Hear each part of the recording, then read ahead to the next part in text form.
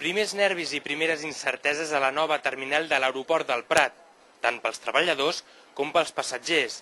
Avui era la prova de foc i molts usuaris han pogut comprovar el funcionament de les noves instal·lacions.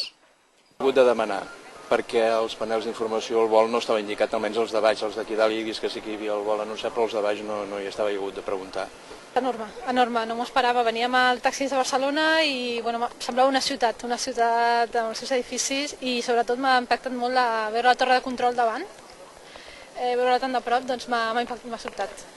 Amb un vol amb destinació a Madrid, així és com Spanair ha inaugurat la nova Terminal 1 de l'aeroport del Prat. Ara només queda embarcar i volar. Però abans s'havia d'inaugurar oficialment el primer vol operat des de la nova terminal.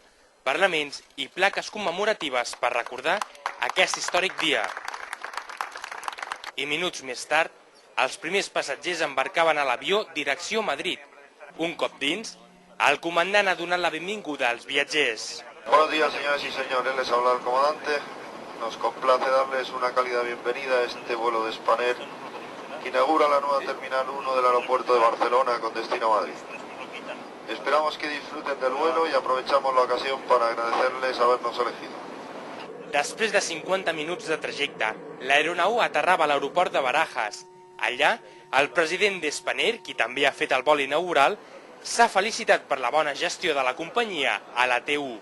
A partir d'ara comença una operació complexa. Spanair volarà 122 vols cada setmana des de l'aeroport de Barcelona i, com heu vist en el primer vol, tot funciona bé, tal com estava previst, estem molt contents.